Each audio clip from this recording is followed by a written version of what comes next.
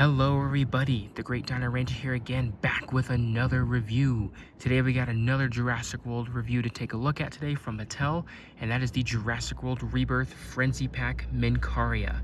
So this is a brand new species from Mattel, not only just brand new from Mattel, but just brand new in my collection in general. And it looks like we have another new hadrosaur joining the line, which is really cool, really great. I like to build all of my family groups of different species, so this is a great addition to my collection.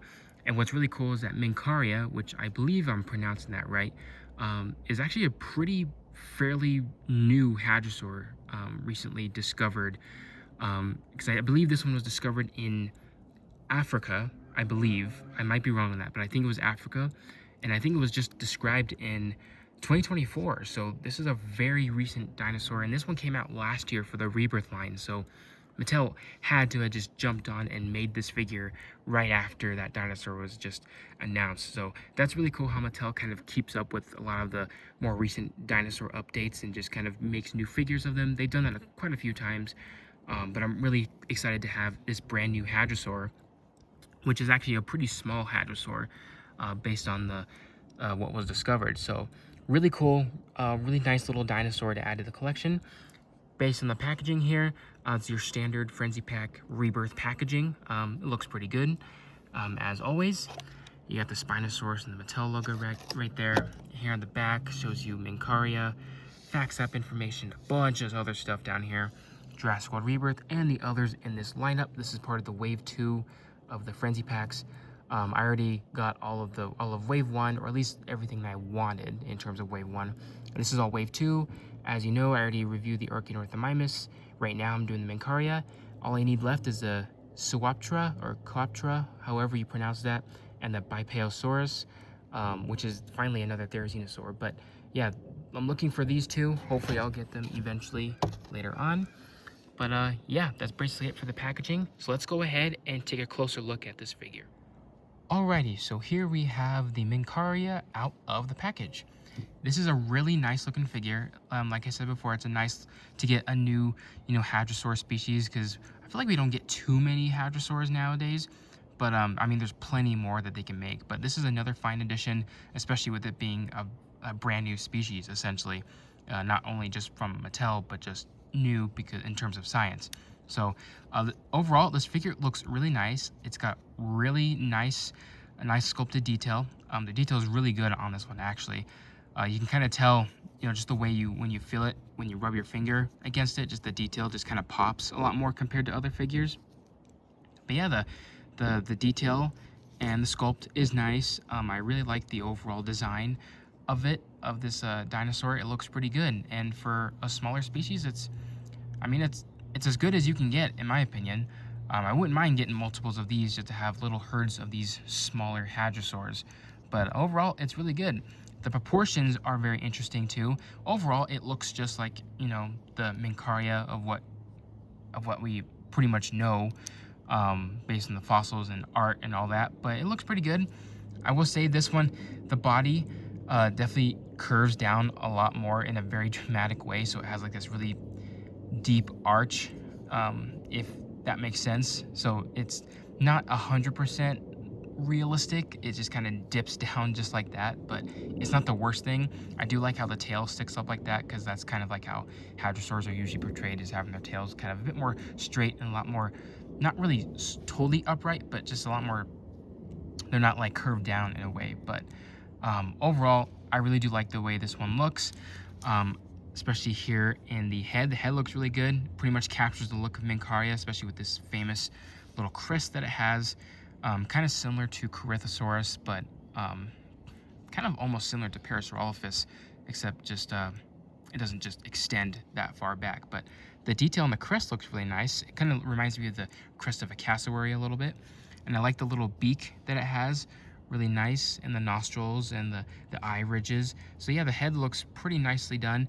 In terms of sculpt, it's got a little bit of like this cool line texture here on the front, which looks really nice before it fades into like these really tiny, nicely sculpted scales. And then as we move on to the rest of the body, the entire underside has just like this lined texture going on through the underside, and that pretty much continues all the way down to the tip of the tail. So it's a bit more simplistic, I guess. And then here at the top is mostly covered in scales. Here at the neck, it's just, you know, your standard scaling going on there. And then pretty much for majority of the body, but starting at the neck, you got like this really nice row of, I guess you can say, armor-like osteoderms on its back. So very similar to that of a crocodile, or just a crocodilian in general. It looks very armored-like. So that is a really cool look for a hadrosaur, because you're not really used to seeing stuff like that. So that is really cool. I really like the design choice on this one. So yeah, the scaling and the armored-looking osteoderms in the skin up here look really nice. And like I said, very crocodilian-like. So it's just a really cool design choice for a hadrosaur, you know, to kind of make it a bit more armor, covered in armor, I guess. And then it has covered in like these really large, rough pebble-looking scales on the body as well, because it transitions from these small little tiny scales into these larger, more bumpy scales before it kind of blends in very nicely with the armor up there. So that's really nice. I like the, you know, how the big scales right here just kind of fade in back into the smaller scales before it fades into that line texture on the underside. Even here, the large scaling kind of goes on the side of the tail before it transitions into the smaller scales. So I really do like that. Really cool looking. And then here on the other side, you can see the same thing with the nice, beautiful scales and the armored. And here on the front limbs, you can see it's covered in a nice amount of scales right here. Kind of big ones as well as some smaller ones. I just really like the sculpting choice that Mattel does, like the way they apply scaling. You know, sometimes it's usually like the same sizes, but I really like how they just kind of, each scale is like different in sizes, you know, it varies. So that's really cool, kind of makes it a bit more naturalistic. The front limbs, like I said, are really nice amount of line texture back here, and the scales and the hands look really nice. They're actually pretty similar to your standard hooves that hadrosaurs are always portrayed now these days. It's kind of accurate for the most part. It's got the two toes that are on the ground like normal in real life, you know, based on the Edmontosaurus hoof. It's got that one big hoof and a tiny little one on the side. And then one of these digits here on the side. I can't remember if it's on this side or this side, but still, I do like how Mattel's kind of doing a reference to the hooves that hadrosaurs have now these days, so they kind of applied it with this one. So that's really cool. I like that. Hopefully, maybe one day they'll give us maybe a proper looking hoof, but it's not terrible. I do like how they're kind of adding a lot of these accurate stuff to their dinosaurs these days. But yeah, the little hands here look really good. The little claws look nice as well as a little side claw right there, if you guys can see it. So that looks really nice. And here on the hind legs, really beautiful sculpted scales here on the side right here. Very similar to what you get on the body, but they're just applied very nicely. I love the way Mattel does these scales. These will look really good. And they'll pop, especially just based on your lighting, so that's really good. And then these larger scales kind of fade into the smaller scales before eventually fading into the lined texture on the skin right here. So that looks really nice. And especially here on the leg, you got these nice row of little ridges, like armored plating ridges starting from the knee, and it goes down the shin all the way down till it basically fades into the little ridges that you see that go onto the foot and the toes. So that is a really cool little design choice right there. I really do like that.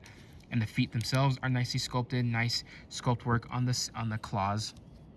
No dew claw on this one. I don't even think these ones even had dew claws. But yeah, the feet look really nicely sculpted. The undersides look nicely sculpted for the most part. It's very basic, but at least there's detail there. You got the Jurassic logo right there, as well as the scan code. And yeah, I also like the amount of muscle definition throughout the body itself. You know, you can see where some of the outlines of the skull are here on the head, and where some of the muscles are applied here on the neck and here on the body, as well as here on the legs. So I like how Mattel applies those to their figures, especially this little piece right here along the tail. So yeah, really nicely sculpted little figure for these type of sized figures, is what I'm trying to say. But yeah, I really do like it a lot. In terms of colors, the colors are very nice too. I like the nice little, kind of like a soft, darker like shade of blue. It's a very soft, dark shade of blue, I guess is what I was trying to say. But anyways, it's a nice color of blue right here, and you got a nice little beige color here for the underside, and it kind of fades down the neck, the throat a little bit, and then you get a nice yellow eye with a black pupil, so that looks really nice, and a cool little brown color for the crest, maybe like an orangish brown. I'm not sure if it's the same color for the patterns. It might be. It kind of looks different here in person, but they might be just the same colors. But it's like this really orangish brown color that you get for the crest, and then you got only 2 stripes or splotches of that color here on the body. I like the color choices they picked here. They're really nice. However, much like some previous figures, I really do wish maybe it was applied a bit more. Like I would have liked maybe this brown color or maybe even a darker grayish black color to be applied to the beak. However, the beak is, since it's like a darker blue, it kind of gives off the illusion that it's dark, but the more you look at it, the more it's like maybe the beak should have been painted. So it would have been nice to see this beak painted in this brownish color, which looks really nice. And I really wish, you know, this beige color continued through the underside, obviously, and the claws and the fingers were obviously painted. So yeah, I really wish there was something like that. And these orange markings on it, I really do like them. I just wish there was a bit more on the body instead of just 2 on there. I mean, it doesn't look too bad when you look at it. It's not necessarily the worst thing in the world. Just overall, when you look at it, it would have been nice if there was just a few more splotches or striping, like right here in this gap, or maybe 1 more on the tail, or 1 on the neck, or maybe even 1 right here or something. But that's just my opinion. But overall, a really nice, solid little hadrosaur, and I really do like it a lot.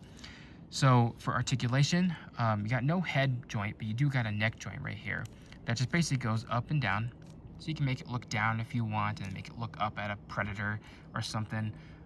But really nice little joint right there. Pretty standard for these Frenzy Pack figures. Then for the arms, they pretty much just move forward and backwards. Same with the hind legs, forward and backwards. So pretty basic, but it works for these size figures. And you got a rotation in the tail, which I almost forgot, didn't even notice at first because the seam is super thin, so it almost looks like there was no seam right here, which is not a bad thing either. Now briefly for comparisons, here we got a human, which I think is fairly accurate, I would say, compared to Dr. Henry Loomis here. Minqaria was a very small hadrosaur, and I think this is pretty much spot on in terms of size. I mean, I'll have to go back, but it might be, yeah, this might be the same size. Again, you know, if I look at it, it could be smaller than this, or maybe it could be a tad bit bigger, but I do know for sure it was a small hadrosaur, and I do feel like this is a pretty accurate scaling in my opinion. And then next up, we have the Minqaria compared with a couple of other smaller hadrosaur ornithopods, all very similar in color scheme a little bit. They have like this certain vibe going on in terms of color scheme, but here we got the Colovosaurus, as well as a young or a juvenile Parasaurolophus. At least that's what I call it, since this is a smaller Parasaurolophus. But yeah, all 3 of these look really good together.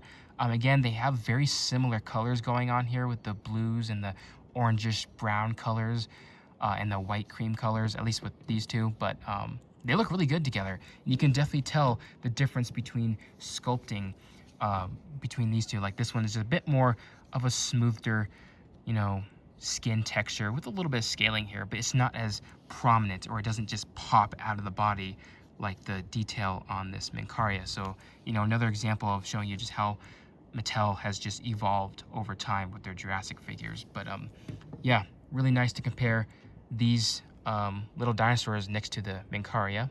And then last but not least, again, also sharing somewhat of a similar paint scheme, here we have the Wild War Maiasaura from the Rebirth line last year. And these 2 look really good together. Obviously, they're both hadrosaurs, and again, they have somewhat of a similar paint scheme, but they look really great together. It's really cool to see just different variations of sizes when it comes to hadrosaurs. But yeah, these 2 look really great together. Alrighty, everyone, so that's about to wrap it up for this review. I hope you guys enjoyed it. For my final thoughts, I really do enjoy this little Minqaria figure. It's nice to have a brand new species, like I said. The detail is really great on this one. I love how it just like pops and it just stands out. The articulation is really good. I really do like the colors. I would say the only nitpick I have of this figure is, you know, I really wish the paint was applied a bit better on this one. But other than that, It's a really solid figure, and I'm very happy to have it in my collection, and it'll make itself right at home in my hadrosaur portion of my collection. So yeah, hope you guys enjoyed this review. Like, comment, subscribe, and I'll see you guys again for the next video.